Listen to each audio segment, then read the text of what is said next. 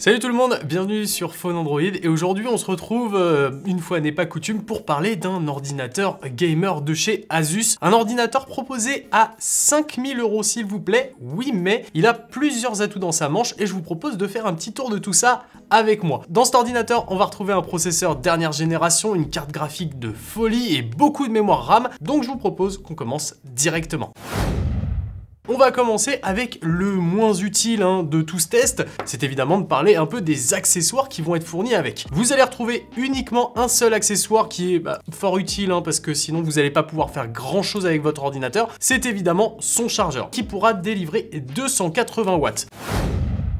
Maintenant que ça c'est dit, je vous propose qu'on attaque directement avec cet ordinateur, le Asus Zephyrus M16 qui, comme vous le voyez, a quelque chose d'un peu différent de ce qu'on peut voir habituellement sur les ordinateurs portables. Il a un châssis entièrement en magnésium, sauf que la moitié du capot est en fait une matrice LED qui va être entièrement personnalisable. Mais en fait, ce qui est très intéressant, c'est que lorsqu'il est éteint, il devient un peu un ordinateur passe-partout, et puis quand vous l'allumez, là vous affirmez un peu votre côté joueur. On va faire un petit tour des connectiques disponibles sur cet ordinateur et elles sont réparties sur chacune des tranches latérales. Du côté gauche, on va retrouver un port d'alimentation, un port HDMI plein format, un USB-C et un USB-A, ainsi qu'une prise casque micro en jack TRRS 3.5 mm. De l'autre côté, on va retrouver un petit port pour mettre un cadenas Kensington si besoin, si vous êtes une entreprise et que vous avez besoin de sécuriser les appareils. Mais vous allez retrouver également un autre port USB-C, un autre port USB-A et un lecteur de carte micro SD, parfait pour les créatifs qui veulent pouvoir faire un peu de montage et tout, parce que oui, cet ordinateur peut faire du montage sans trop de problèmes, vous allez le voir. Bon, quand on ouvre l'ordinateur, on se retrouve face à quelque chose de très standard. Un écran ici de 16 pouces, comme son nom l'indique, M16. Et puis ici, on a une caméra Windows Hello qui vous permettra de déverrouiller votre ordinateur. En bas, vous retrouvez un clavier et de chaque côté de ce dernier, des haut-parleurs. Et puis, un trackpad assez grand, parce qu'habituellement, sur les PC gamers, ils ont tendance à être un peu mis de côté, les trackpads. Là, c'est cool d'avoir un trackpad qui va être vraiment utile pour travailler. Vous avez peut-être l'habitude de voir mes tests d'ordinateur sur Phone Android pour les PC Asus, mais jusque là, on se retrouvait très régulièrement avec des caméras 720p, et je disais souvent que ce genre de caméra c'était bien en 2017, 2018, mais on est en 2023 aujourd'hui et qu'on a besoin de faire des visioconférences régulièrement, et si on est pixelisé, c'est pas super. Et là, gros effort de fait, en plus d'être une caméra Windows Hello, on se retrouve avec une caméra 1080p s'il vous plaît, de 2,1 millions de pixels. Alors, on n'est pas sur une caméra équivalente à un MacBook Pro, mais il y a déjà un bel effort de fait, et donc ça, je voulais le souligner, bravo Asus d'avoir travaillé sur cette webcam, parce que pour les vidéoconférences, c'est vraiment un gros plus. Passons maintenant à ce qu'il y a juste en dessous de cette caméra, l'écran de 16 pouces qui propose une résolution de 2560 par 1600 pixels. C'est tout simplement un écran au format 16 dixièmes. Et 16 dixièmes, le gros avantage de ce format, c'est que ça va pouvoir vous permettre d'afficher plus d'informations dans la verticalité. Très pratique quand vous travaillez, que vous avez besoin de consulter des sites web ou quoi que ce soit. Donc ça, c'est encore une fois un bon point. Mais cet écran ne se limite pas à ça puisqu'il est capable, en plus, de se rafraîchir à 240 images par seconde. On sent vraiment l'ADN gamer de cet écran avec ce fort taux de rafraîchissement, une belle résolution, et puis vous avez également encore une fois une feature, ce qu'on aime bien quand on joue aux jeux vidéo, la certification VESA Display HDR+ en 1000. Ça veut dire que cet écran est compatible HDR et qu'il va vous offrir une belle plage dynamique dans l'image qui vous permettra d'afficher vraiment les zones les plus claires, les plus sombres, sans perdre vraiment de détails. Ça, c'est vraiment cool. Si vous êtes graphiste, vous voudriez peut-être savoir que le delta E de cet écran est inférieur à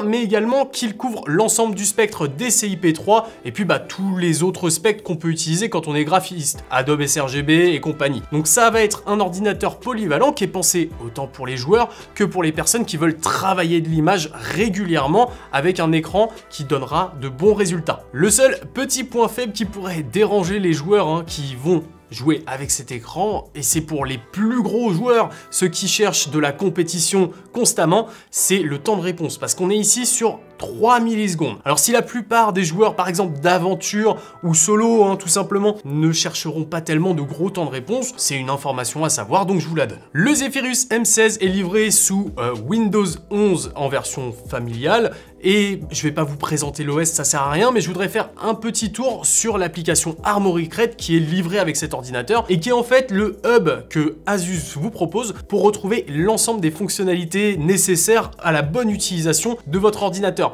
Tout ce qui va être gestion des ventilateurs, personnalisation de la matrice de LED à l'arrière, personnalisation du RGB au niveau du clavier en touche par touche. Bref, toutes ces petites choses vont pouvoir être gérées directement depuis Armoury Crate, qui va donc vous éviter d'avoir à chaque fois à aller fouiller dans des menus, sous-menus ou quoi que ce soit. Vous avez tout qui est centralisé, c'est très pratique, très utile, et finalement c'est une application qui est très intuitive à prendre en main.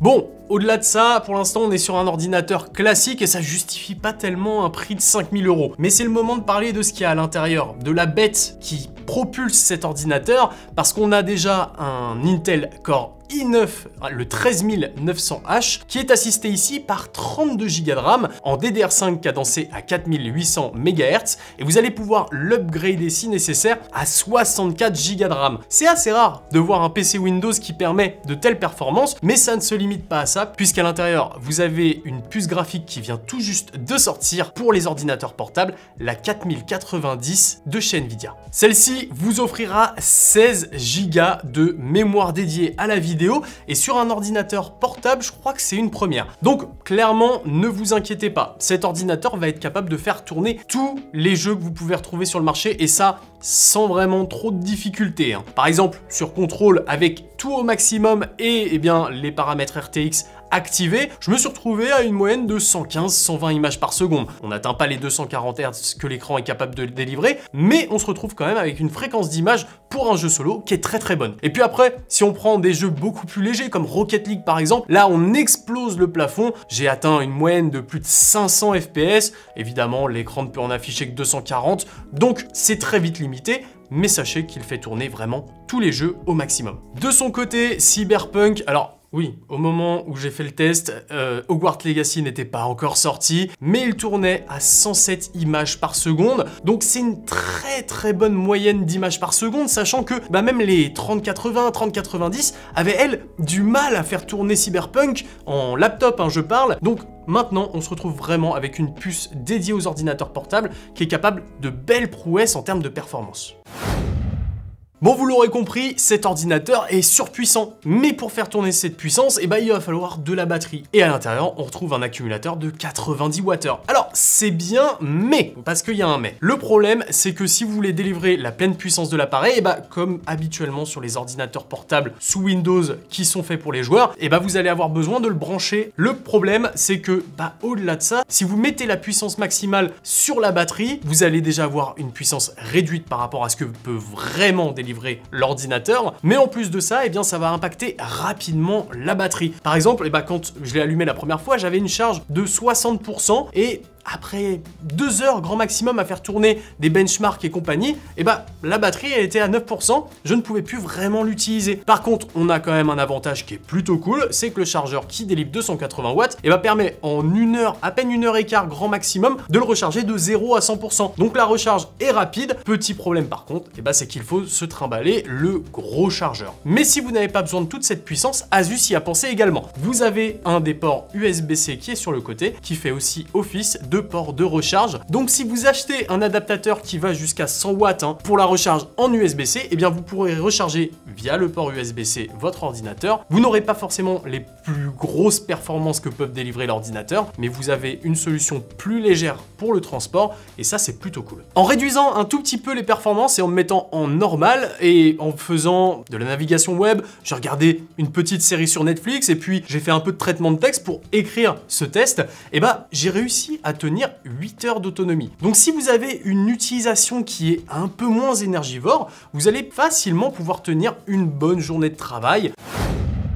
Un autre point que j'ai beaucoup apprécié sur cet ordinateur, et c'est assez rare donc je tiens à le souligner, c'est la qualité audio délivrée par les haut-parleurs. Je vous avais dit qu'il y en avait 2 ici, mais en fait il y en a pas moins de 6 sur l'appareil qui sont dispersés un peu partout. Ça permet en fait d'avoir une puissance correcte et d'éviter la saturation. Déjà on a un bon rendu dans les basses, un bon rendu dans les aigus, un bon rendu dans les médiums, donc vous l'avez compris, un son bien équilibré. Et ça, vous le savez, c'est assez rare sur les ordinateurs portables. Et ici, Asus l'a fait. parfait. On se retrouve avec une qualité audio qui est très correcte pour regarder des films, des séries, et puis si besoin, vous avez toujours soit le port micro jack qui est sur le côté, soit évidemment la possibilité d'y connecter une enceinte Bluetooth avec la norme Bluetooth 5.2 qui est disponible sur cet ordinateur. Mais il y a une chose à savoir, qui dit ordinateur gamer dit généralement soufflerie, et c'est aussi le cas ici. L'ensemble des ventilateurs qui s'occupent de la dispersion thermique à pleine puissance, ça fait beaucoup de bruit. Faut peut-être pas être dans la même salle que quelqu'un qui travaille et qui a besoin d'un peu de calme, mais vous avez dans Armoury Crate une possibilité de mettre les ventilateurs en silent mode, en mode silencieux, et finalement,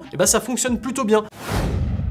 Bon bah écoutez, moi vraiment, je le trouve génial, et j'ai été séduit par cet ordinateur parce qu'il regroupe tout ce que peut chercher quelqu'un qui joue sur un ordinateur portable. Si vous êtes souvent en déplacement, que vous allez faire des LAN chez des amis, si vous voulez jouer quand vous partez en vacances par exemple, ou si au quotidien vous n'avez pas la place de mettre un gros ordinateur, je trouve que cette solution proposée par Asus ici est tout à fait pertinente. Oui, ça coûte 5000 €, mais vous avez tout ce qui se fait de mieux pour un ordinateur sous Windows actuellement sur le marché, directement intégré dans un seul petit châssis qui est vraiment tout discret, qui passe partout. Finalement, si je devais regretter quelque chose avec cet ordinateur, je regretterais l'absence d'un port RJ45 ou à minima d'un adaptateur fourni à la sortie de boîte. Parce que c'est vrai que quand on est joueur et qu'on joue beaucoup en ligne, on aime bien avoir les meilleurs débits possibles pour pouvoir se la péter avec notre ping à moins de 1. Ici, c'est pas le cas, il faudra l'acheter séparément, mais si c'est son seul défaut, on passera outre et on acceptera comme il est. Voilà pour cette vidéo, j'espère qu'elle vous aura plu. Si c'est le cas, pensez à la liker parce que c'est la meilleure façon de nous montrer votre soutien. Vous pouvez aussi vous abonner et activer la cloche pour ne pas louper les prochains tests qu'on va vous présenter sur la chaîne. Et là, il y a beaucoup de choses qui arrivent qui devraient vous intéresser. Et si vous voulez voir les benchmarks, les tests complets et toutes les informations que j'aurais pas traitées dans ce test en vidéo, je vous invite à cliquer sur le lien en description qui vous ramènera directement sur le test écrit sur le site où vous retrouverez vraiment tout. Moi, tout ce qui me reste à vous dire, c'est à très bientôt pour une autre vidéo. C'était Nacrium pour Phone Android. Ciao!